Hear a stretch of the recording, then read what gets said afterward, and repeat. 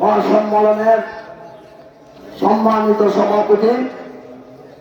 সভাপতি ও মৌলিক প্রধান বক্তব্য পরিচালনা করা যে আন্দোলন আজকের এই সমাপনী অনুষ্ঠানের প্রধান অতিথি বিজেপি আন্দোলনের অগ্রনায়ক হাজী শহীদুল্লাহ সপ্তম পুরুষ বাহাদুরপুরে বিশ্বায়ক সভাপতি বাংলাদেশ ফরাজি আন্দোলনের অন্যতম অগ্রনায়ক আল্লামা আব্দুল্লাহ মাহমুদ হাসান রাদিয়াল্লাহু একাংশ।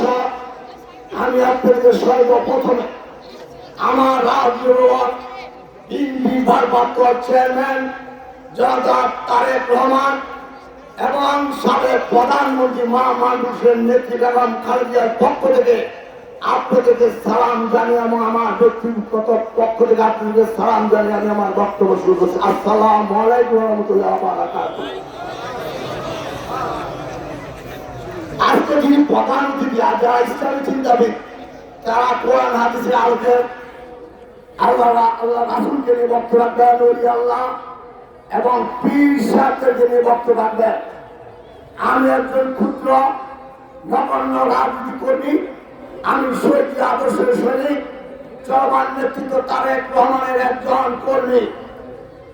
আমি লেখাপড়া যতটুকুই করেছি, আমি আইন পেশা, আমি একজন আইনজীবী, কিন্তু ইসলামী হিস্ট্রি আলাপ আলোচনা করে যেটুক পেয়েছি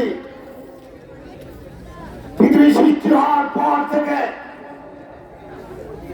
53 বছর ছিল ইসলামের স্বর্ণযুগ, খোলাফায়ে রাশিদের 3 বছর আর রাসূল পাক সাল্লাল্লাহু আলাইহি ওয়াসাল্লামের 3 বছর। এই 53 বছর ইসলামের স্বর্ণযুগ। তারপর যুগে যুগে ইহুদি নাসরা খ্রিস্টানরা পৃথিবীর শাসন করেছেন। আপনারা জানেন 1782 সালে ইসলাম বাংলাদেশে মাদ্রাসা প্রতিষ্ঠিত হয়েছিল। তৎকালীন মাদ্রাসা ছিল 33টি। সে 33টি মাদ্রাসার প্রিন্সিপাল বানিয়ে দেওয়া হয়েছিল ইহুদিদেরকে। সেখানে ইসলামের বিরুদ্ধে ষড়যন্ত্র হয়েছে, কত চক্রান্ত ঢুকিয়ে দেওয়া হয়েছে। দীর্ঘ 1000 বছর পর আমরা 2009 থেকে 2023 সাল পর্যন্ত সেই ইহুদি নাসাদের প্রেতাত্মা থেকে দেখতে পেয়েছিলাম। কি দেখতে পেয়েছিলাম? 2013 সালে 5 মে ওই আলেম ওলামাদের গায়ে থেকে যারা রক্ত জলে শহীদ করিয়েছেন, যারা কুকুরের মাথায় টুপি দিয়ে ইসলামকে বিতর্কিত করার চেষ্টা করেছেন, আর 16 বছর চেয়েছেন বাংলাদেশ থেকে ইসলামকে ধূলিসাৎ করে দিয়ে এখানে হিন্দুত্ববাদকে প্রতিষ্ঠিত করার জন্য। কিন্তু বাংলাদেশ বলি আল্লাহ দেশ, বাংলাদেশের মুক্তি হাফেজ আলেম ওলামাদের দেশ।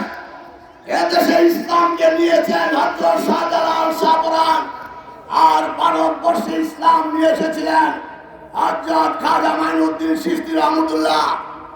যেই সকল ওলি আল্লাহ এবং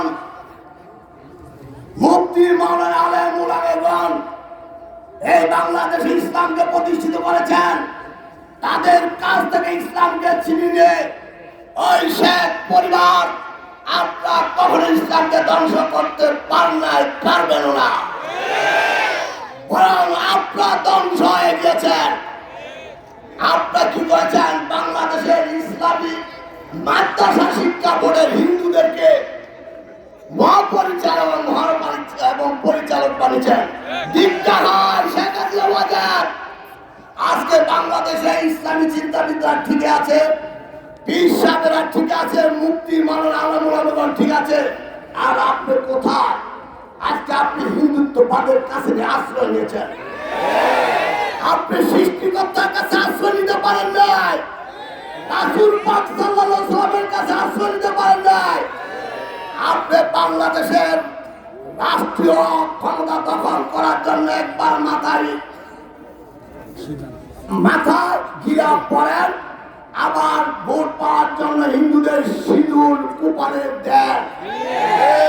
আমরা এই মুসলমান হইতে চাই না, আমরা চাই হেরা গুয়ায় রাসূল পাক সাল্লাল্লাহু আলাইহি ওয়াসাল্লাম যে 15 বছর মুরাকাবা করে তার আশেকদের জন্য আল্লাহ বান্দাদের জন্য যে ইসলাম নিয়ে এসেছেন সেই ইসলাম আমরা প্রতিষ্ঠিত করতে চাই।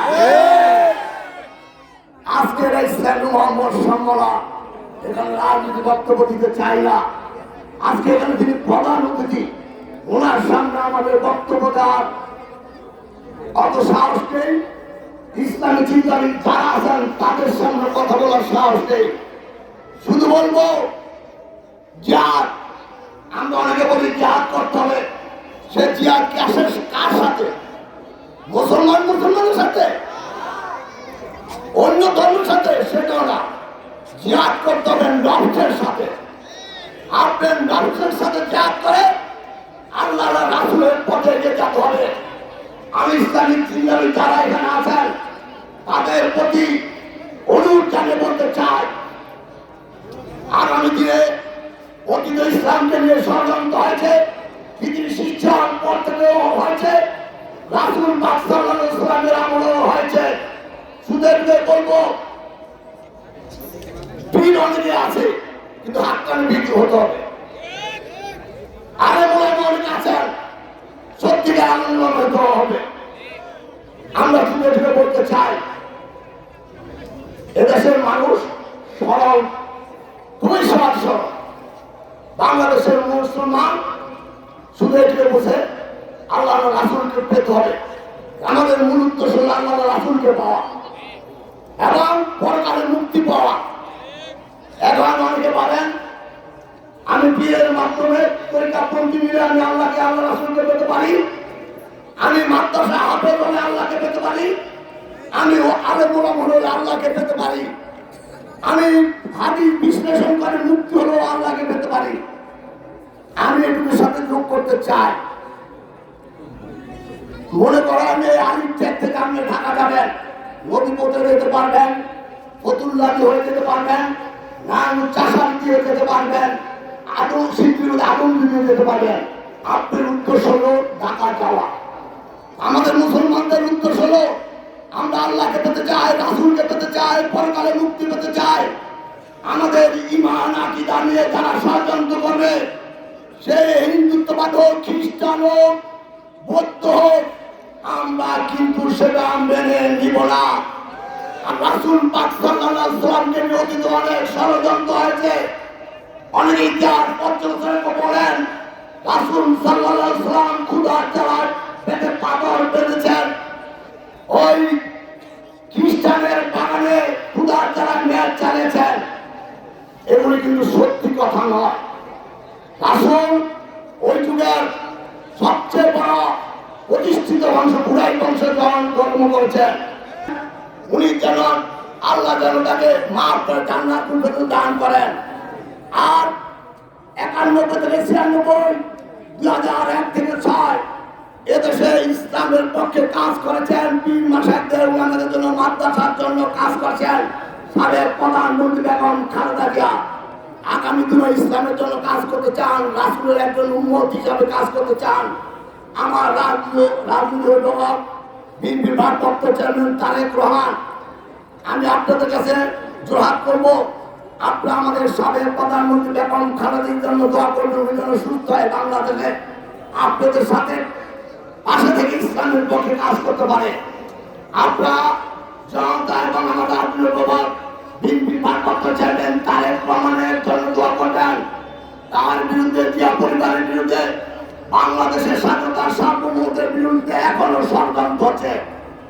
এই ষড়যন্ত্র রুখে দিতে হবে। কোন হিন্দুত্ববাদ